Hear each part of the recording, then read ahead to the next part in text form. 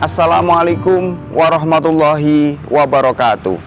Perkenalkan, saya Saiful Anhar, calon guru penggerak Angkatan 7 dari SDN Wates, Kecamatan Sumbergempol, Kabupaten Tulungagung. Budaya positif merupakan pembiasaan yang bernilai positif, yang di dalamnya terdapat sejumlah kegiatan yang mampu menumbuhkan karakter peserta didik. Budaya positif perlu dibangun di dalam sebuah kelas. Untuk mewujudkan hal tersebut membutuhkan waktu, proses, dan konsistensi dari seluruh stakeholder yang ada. Oleh sebab itu, budaya positif ini perlu diciptakan dan diwujudkan di dalam kelas maupun di sekolahan, di mana sekolah merupakan salah satu tempat pembentukan karakter peserta didik. Langkah awal yang kami tempuh adalah berbagi pemahaman tentang budaya positif kepada seluruh komunitas guru yang ada di SDN Wates ataupun sekitar, melalui kegiatan diseminasi budaya positif. Melalui kegiatan ini diharapkan seluruh informasi tentang budaya positif dapat tersampaikan dan akhirnya Bapak Ibu guru di sekolah mampu mengimplementasikan nilai-nilai budaya positif di kelas maupun di sekolahan mereka. Berikut ini adalah dokumentasi tentang diseminasi budaya positif yang kami lakukan di SDN Wates. Untuk lebih jelasnya, tonton terus video ini dan jangan lupa like, share, dan subscribe channel ini. Semoga channel ini bisa lebih berkembang. Selamat menyaksikan dan semoga bermanfaat.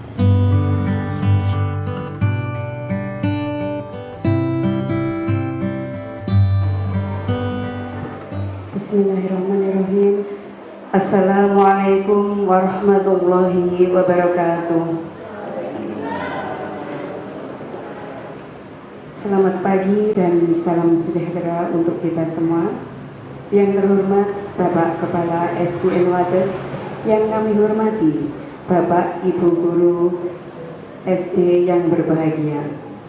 Pertama-tama marilah kita panjatkan puji syukur kehadirat Allah Subhanahu wa Ta'ala, yang mana pada pagi hari ini kita dapat berkumpul di gedung SD Negeri Wates dalam acara berbagi pengalaman dan pemahaman calon guru penggerak Angkatan 7 Kabupaten Tulungagung dalam keadaan sehat walafiat. Salawat beserta salam senantiasa kita tujukan kepada junjungan kita Nabi Agung Muhammad SAW, yang senantiasa kita nantikan syafaatnya di yaumil qiyamah. Amin, Allahumma amin. Baiklah, saya akan membacakan susunan acara pada siang hari ini. Yang pertama adalah pembukaan, yang kedua adalah berbagi pengalaman dan pemahaman calon guru penggerak Angkatan 7 Kabupaten Tulungagung. Acara yang ketiga tanya jawab, dan yang keempat penutup. Baiklah, agar acara pada pagi hari ini berjalan dengan baik, marilah kita buka dengan bacaan basmalah bersama-sama.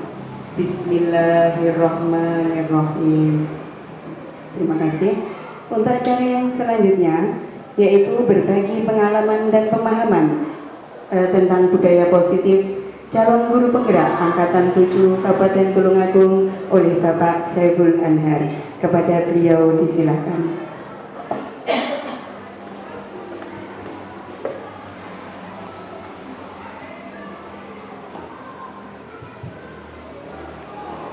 Assalamualaikum warahmatullahi wabarakatuh. Bismillahirrahmanirrahim. Alhamdulillahirabbil alamin wa bihi nasta'in ala umuri dunya waddin sayyidina wa maulana Muhammadin wa ala alihi wa sahbihi ajma'in. Amma ba'du. Yang terhormat Bapak Kepala SDN Wates, Bapak Imam Sobihi, dan juga juga Bapak Ibu guru hebat semuanya yang hadir pada pagi hari ini.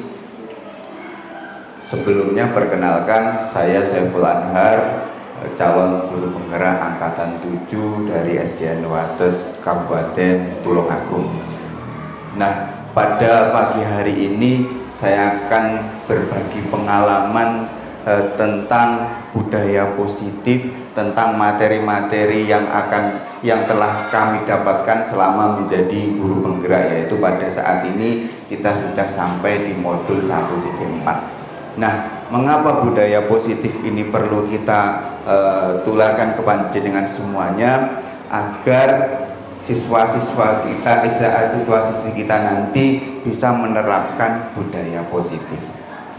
Lanjut.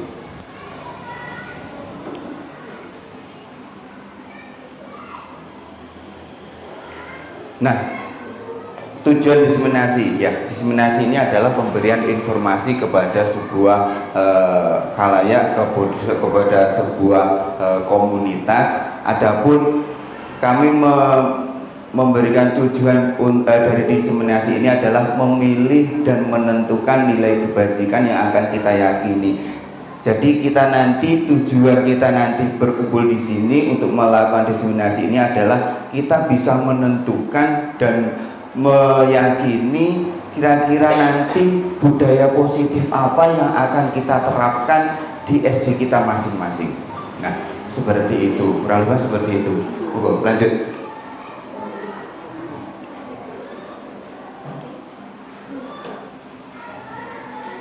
Nah, sebelum kita menyepakati atau meyakini budaya positif, kita bahas dulu apa itu budaya positif. Budaya positif merupakan nilai-nilai keyakinan dan kebiasaan di sekolah yang berpihak pada siswa agar siswa dapat tumbuh berkembang menjadi pribadi yang bertanggung jawab, kritis dan penuh dengan hormat. Nah, ini adalah budaya positif. Jadi misalkan kita di SD setiap pagi membiasakan berdoa sebelum memulai pelajaran. Ini termasuk salah satu budaya positif.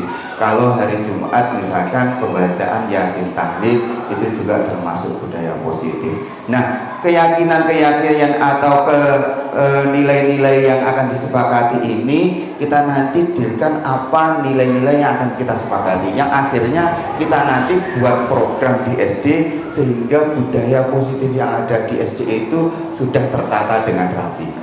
Lanjut Ibu. Nah, adapun sebelum kita menyepakati sebuah nilai-nilai, ada beberapa konsep yang harus kita rubah, paradigma kita harus kita rubah tentang konsep budaya positif ini. Jadi yang akan kita bahas ini nanti mulai satu, kita harus merubah paradigma belajar kita. Kemudian kita nanti akan belajar tentang budaya disiplin positif, kemudian kebutuhan dasar manusia, terus kemudian motivasi perilaku manusia. Jadi manusia ini melakukan sesuatu itu sebenarnya motivasinya apa sih? Misalkan si A melakukan sesuatu ini motivasinya apa? Si A ini bandel sekali, gampang aneh-aneh. Ini sebenarnya motivasinya apa? Nah, kita nanti akan kita bahas itu. Terus kemudian posisi kontrol. Yang selanjutnya keyakinan kelas. Kalau dulu peraturan kelas, sekarang kita rubah paradigmanya menjadi keyakinan kelas. Kemudian yang terakhir adalah segitiga restitusi. Kita lanjut nih. Nah, untuk menerapkan sebuah budaya positif, sebelumnya tadi ya, untuk menerapkan budaya positif, hal yang pertama adalah kita rubah paradigma. Kita rubah paradigma dulu, ya. Jadi kita rubah paradigma mindset kita tentang pendidikan dan pengajaran itu seperti apa. Karena kalau kita nanti tidak rubah paradigma kita, tetap paradigma seperti paradigma kolonial, nanti bahaya. Maka dari itu kita rubah dulu paradigma kita, baru kita nanti menerapkan sebuah budaya positif. Lanjut gitu. Nah, paradigma yang harus kita rubah itu paradigma yang seperti apa? Nah, ini filosofi pemikiran Ki Hajar Dewantara, Bapak Ibu. Pendidikan merupakan tempat persemaian benih-benih kebudayaan dalam masyarakat. Nah, ibaratnya seperti ini. Paradigma dasar yang harus kita rubah itu adalah ibarat kita seorang petani yang ingin menanam sebuah padi, maka petani itu akan yakin bahwasanya padi yang akan kita tanam itu harus nanti hasilnya harus bagus. Padi yang akan kita tanam hasilnya harus unggul. Akan tetapi seorang petani tidak akan mungkin mengubah padi menjadi jagung. Nah, paradigma ini yang harus kita pegang. Jadi kalau dulu mungkin A ini pandai matematika, B pandai bahasa Indonesia, tidak bisa anak yang pandai matematika harus kita paksa pandai bahasa Indonesia. Seperti itu.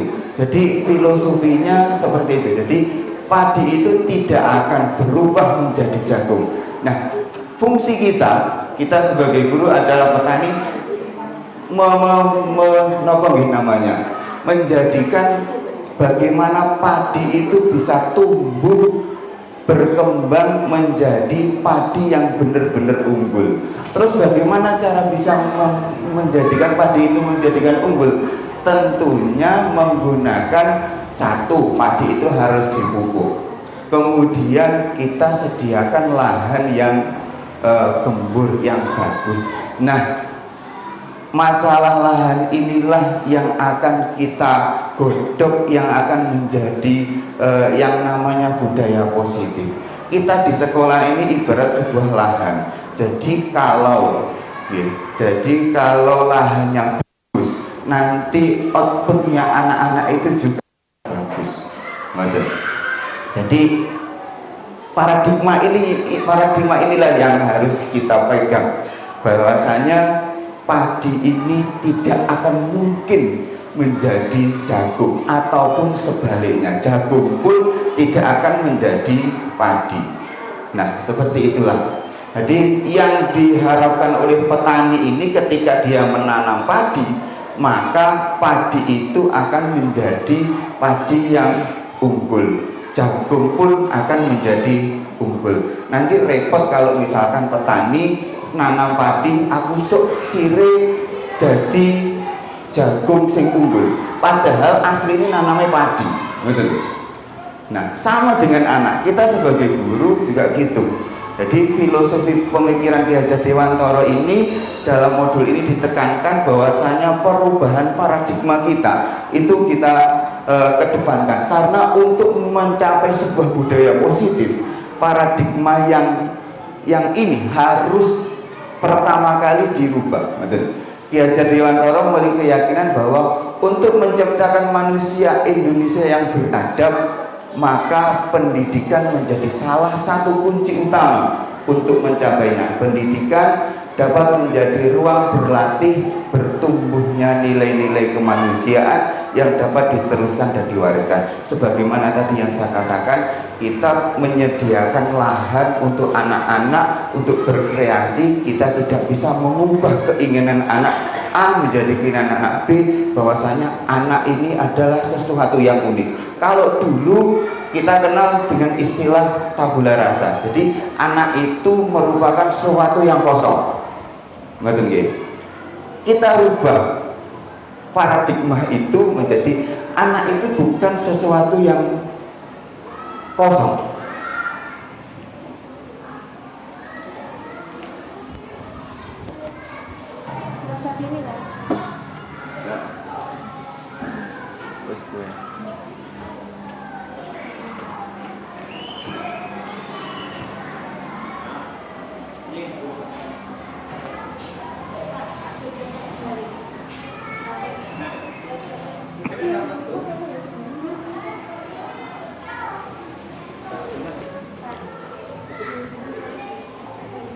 Nah, kita lanjutkan nih.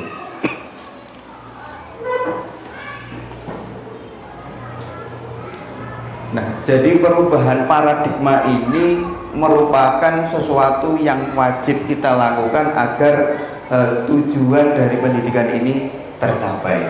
Jadi itu, lanjut Ibu. Nah, karena di sini tujuan pendidikan menurut Ki Hajar Dewantara yaitu menuntun segala kodrat yang ada pada anak agar anak mereka dapat mencapai keselamatan dan kebahagiaan yang setinggi-tingginya baik sebagai manusia maupun sebagai anggota masyarakat. Di sini yang kita garis bawahi adalah tujuannya adalah menuntun. Jadi kita sebagai guru harus bisa menuntun anak didik kita dengan segala kodrat yang ada. Kodrat itu dibagi jadi dua, Bapak Ibu. Jadi ada kodrat alam dan kodrat zaman. Yang mana kodrat alam ini terkait dengan lingkungan di sekitarnya. Nah, kodrat zaman berarti zamannya. Sambil contoh, misalkan si A ini rumahnya di Betak, maka kodrat alamnya adalah di Betak itu. Karena kebudayaan yang ada di Betak dengan kebudayaan yang ada di Sendang sana misalnya, itu tidak akan sama. Maka kita menuntun kodrat anak sesuai dengan lingkungan mereka tinggal. Itu namanya kodrat alam. Kemudian kodrat zaman, kita hidup di era milenial seperti ini, akan berbeda dengan anak yang lahir 20 tahun lalu. Maka cara menuntunnya pun juga berbeda. Jangan sampai kita menuntun anak, mendidik anak sesuai dengan zaman kolonial atau zaman dulu. Ataupun mungkin nanti ketika 20 tahun yang akan datang, jadi sudah berbeda lagi. Jadi Ki Hajar Dewantara menjelaskan bahwa tujuan pendidikan adalah menuntun segala kodrat yang ada pada anak. Jadi kita bisa menuntun mereka sesuai dengan kodrat alam dan kodrat zamannya. Lanjut. Nah, kita bahas dalam perubahan paradigma ini, kita bahas teori stimulus respon. Jadi perubahan kita nanti akan rubah dari teori stimulus respon menjadi teori kontrol. Dalam teori stimulus respon, apabila stimulus memberikan akibat positif atau memberi reward, maka respon terhadap stimulus tersebut akan diulangi pada kesempatan lain. Saya kasih contoh misalkan seperti ini. Si A itu dia mau ngaji, mau membiasakan membaca surat-surat pendek ketika masuk, karena dikasih uang atau dikasih hadiah oleh gurunya. Maka hal itu akan diulangi oleh si A karena dia mendapatkan respon yang positif itu tadi. Nah, padahal yang kita inginkan itu adalah motivasi anak itu adalah dia mau ngaji karena keinginan diri sendiri. Nah, kalau stimulus respon yang saya contohkan tadi, kalau itu nanti hadiah hilang, maka dia tidak akan melakukan hal itu. Nah, yang akan kita rubah adalah itu. Jadi anak itu melakukan sesuatu, melakukan budaya positif itu muncul dari keinginan sendiri atau yang kita istilahkan adalah motivasi intrinsik pada anak itu. Sebaliknya, apabila respon memberikan akibat negatif, misalnya hukuman dan sebagainya, maka hubungan stimulus respon akan dihindari pada kesempatan lain. Saya kasih contoh misalkan seperti ini. Si A ini mengerjakan PR karena takut mendapatkan hukuman. Nah, ketika ini nanti berbeda guru, karena dia itu tidak memberikan hukuman, maka dia tidak akan mengerjakan PR. Nah, inilah yang dinamakan stimulus respon. Ini adalah teori yang akan kita gantikan dengan yang namanya teori kontrol, yang mana motivasi anak untuk melakukan sesuatu itu adalah dari diri sendiri. Apakah stimulus respon ini jelek? Tidak. tidak semuanya jelek dan tidak semuanya bagus. Jadi tergantung situasi dan kondisinya masing-masing. Lanjut. Nah, sekarang kita para pemerintah kita rubah kepada posisi kontrol. Yang mana teori kontrol ini menyatakan bahwa semua perilaku memiliki tujuan, bahkan terhadap perilaku yang tidak disukai. Saya kasih contoh misalkan seperti ini. Anak misalkan dia itu nakal, di sini misalkan buang gawe ulang, katakanlah si A. Nah, berarti ada sesuatu tujuan dari si A ini melakukan kenakalan itu. Mungkin karena dia kurang kasih sayang terhadap orang tuanya. Jadi seperti itu. Jadi dia itu melakukan sesuatu itu pasti ada alasannya. Kalau misalkan dalam teori stimulus respon, ketika ada anak melakukan kesalahan, maka langkah kita kan pasti dihukum, dikasih hukuman atau dikasih reward. Kalau ini nanti kita dekati, jadi nyapa lo sama itu kok melakukan itu. Jadi teori kontrol ini berangkat dari asumsi bahwa individu atau masyarakat mempunyai kecenderungan yang sama untuk menjadi baik atau jahat. Jadi pada dasarnya manusia itu mempunyai keinginan untuk baik ataupun jahat sesuai dengan motivasi yang ingin dia capai. Baik atau jahatnya seseorang sepenuhnya tergantung pada masyarakat. Ia menjadi baik kalau masyarakat membuatnya baik. Jadi di sini lingkungan sangat berpengaruh. Maka dari itu paradigma yang kita rubah di sini adalah kita menciptakan budaya positif ini supaya nanti outputnya nanti menjadi manusia-manusia yang lebih baik sesuai dengan profil pelajar Pancasila. Lanjut. Nah, saya lanjutkan, ini adalah motivasi perilaku manusia. Jadi manusia atau anak di sini kita karena yang kita hadapi adalah anak. Anak itu melakukan sesuatu pasti mempunyai keinginan, pasti mempunyai motivasi yang dia lakukan sehingga dia itu melakukan sesuatu. Yang pertama, satu, menghindari ketidaknyamanan atau hukuman.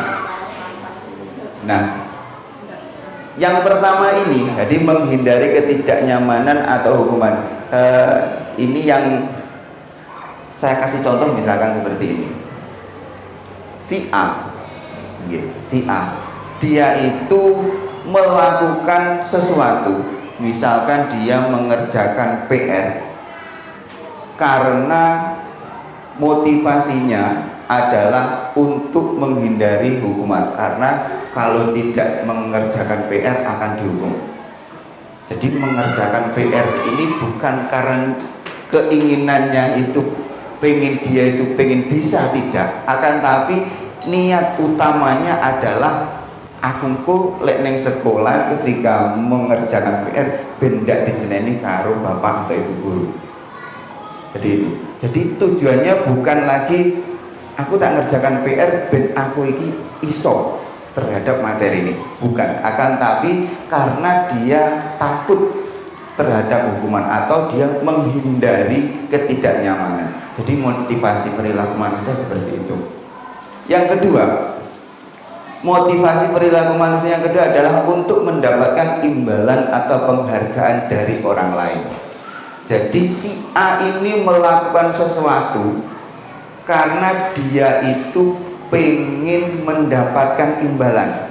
Saya kasih contoh, misalkan si A, dia itu melakukan, misalkan hari ini adalah Rajab, puasa Rajab.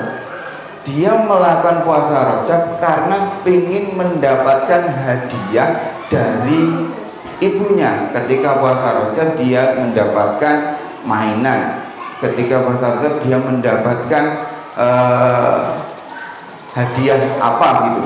Nah, jadi motivasinya Jadi motivasinya untuk melakukan sesuatu itu karena dia itu pengen mendapatkan imbalan. Seperti itu. Nah, untuk 1 dan 2 ini yang perlu Bapak Ibu ketahui. 1 dan 2 ini masanya nanti tidak akan lama. Masanya tidak akan lama. Maksudnya seperti apa? Untuk yang pertama katakanlah, ketika seseorang itu melakukan sesuatu itu karena menghindari ketidaknyamanan atau hukuman. Kalau misalnya dia itu ganti yang memberikan instruksi, misalkan ganti guru kita kan gitu, nanti motivasinya itu akan berubah lagi, karena motivasinya itu karena dia itu takut mendapatkan hukuman atau karena mendapatkan imbalan, itu juga tidak akan lama. Jadi motivasinya nanti tidak akan lama, karena kalau imbalannya tidak ada, dia tidak akan melakukan sesuatu. Nah, yang ketiga, yang mana ini nanti kita berusaha supaya anak-anak itu nanti motivasinya adalah seperti ini. Jadi menjadikan orang yang mereka inginkan dan menghargai diri sendiri dengan nilai-nilai yang mereka percaya. Jadi ketika seseorang melakukan sesuatu itu bukan karena takut terhadap hukuman atau bukan karena ingin mendapatkan imbalan, tapi muncul dari diri mereka sendiri atau motivasi intrinsiknya itu muncul. Nah, inilah yang harus kita langkah yang harus kita lakukan, bagaimana agar anak-anak itu bisa mempunyai motivasi intrinsik terhadap atau ketika anak itu melakukan sesuatu. Ini mudah diucapkan, akan tapi dilakukannya ini sulit sekali. Ini sulit sekali. Jadi untuk menumbuhkan motivasi intrinsik pada anak itu sangat sulit sekali. Akan tetapi ketika kita berusaha menjada-jada, jadi siapa yang bersungguh-sungguh pasti nanti bisa. Oke, lanjut.